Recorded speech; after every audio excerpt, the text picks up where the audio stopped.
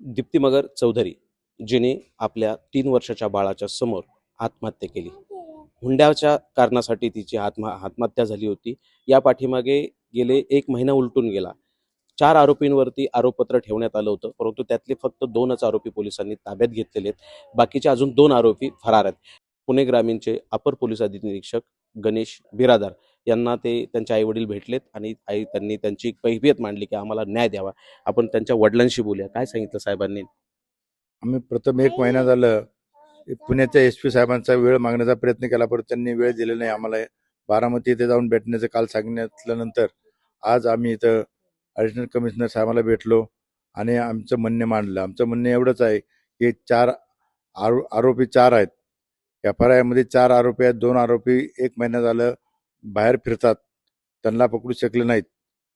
Even आम्हाला पोस्टमॉर्टमचा report सुद्धा दिलेला नाहीये. त्या संदर्भात आम्ही साहेबांशी चर्चा केली. काय आमच्या मुलीला न्याय मिळण्यासाठी आम्ही दारोदारो फिरतो, परंतु ते 2 आरोपी नाहीत आणि त्यांना कठोरात कठोर शिक्षा व्हावी यासाठी आम्ही प्रयत्न करतोय.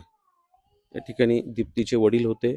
ते म्हणतायत आम्ही न्यायासाठी दारोदारी फिरतोय, परंतु न्याय मिळेल का नाही अजून आशा वाटत नाही. त्याचबरोबर आता दीप्ती मगर यांच्या आई आहेत.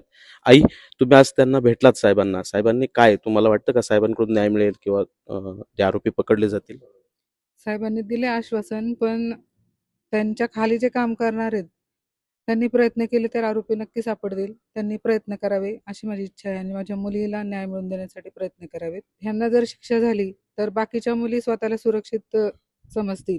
दीप्तीचे आई आणि वडील दोघंही या न्यायाच्या प्रतीक्षेत आहे. त्यांनी बारामतीचं कार्यालय गाठलं आणि त्या ठिकाणी ते न्यायासाठी आलेले आहेत. त्यांना न्याय मिळेल की नाही ही अपेक्षा आहे. त्याचबरोबर दीप्तीच्या काकी सुद्धा, म्हणजे त्याच्या कुटुंबातले बऱ्यापैकी बरेच सदस्य इथं आलेले आहेत. काकी, तुम्हाला काय वाटतं?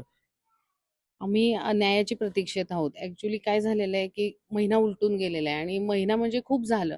ते दोघं जण काय असे कुठेही जाऊन बसलेत किंवा असं नाही. खालचे जे पोलीस लोकं आहेत, त्यांनी थोडा अजून प्रयत्न करून त्यांना पकडलं पाहिजे आणि ॲटलीस्ट हजर केलं पाहिजे. त्यांच्याकडून त्या तपासाला अजून वेग येईल. म्हणजे त्यांना जर त्यांनी घेतलं ताब्यात तर.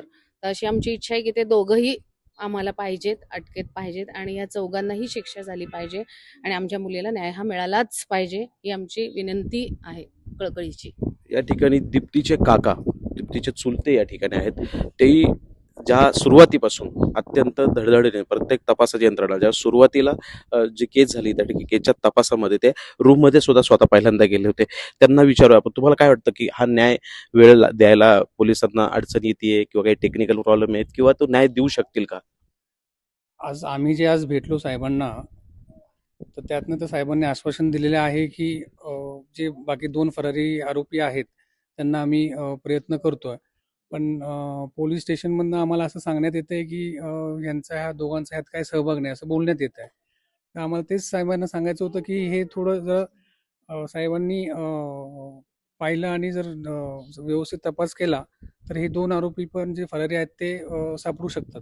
या ठिकाणी साहेबांकडून अपेक्षा आहेत की बारामतीच्या कार्यालयात आता हे पोहोचलेत आणि ह्या कार्यालयातून ते अधिकारी त्यांना न्याय देतील अशी अपेक्षा त्यांनी व्यक्त केली आहे. परंतु या ठिकाणी ते 2 आरोपी पकडले जातील का आणि दीप्तीला न्याय मिळेल का आणि दीप्तीच्या आईवडिलांना आणि त्या दीप्तीच्या लहान 3 वर्षाच्या बाळाला इथून पुढचं जीवन तर त्या आईच्या कुशीविनाच जगायचं आहे, पण न्याय मिळेल अशी अपेक्षा ठेवून कॅमेरामॅन संदीप घुलेसह तुषार पायगुडे, बारामती.